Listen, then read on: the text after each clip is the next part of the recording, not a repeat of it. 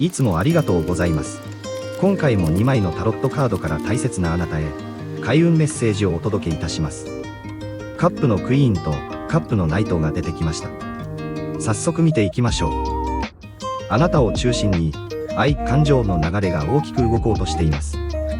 これまで育ててきた愛情が、あなたの元に何倍にもなって帰ってきます。そしてその愛情はまた新しい力となり、あなたを強く押し出してくれるでしょう。魂の波動が共振し合う仲間、パートナーとの出会いもあるかもしれません。あなたを中心に、これからますます幸せの輪が広がっていきます。共感と慈愛の心で踏み出してください。あなたの守護者たちも常に共に歩んでいます。ありがとうございました。また次回お会いしましょう。よかったらチャンネル登録お願いいたします。感謝しています。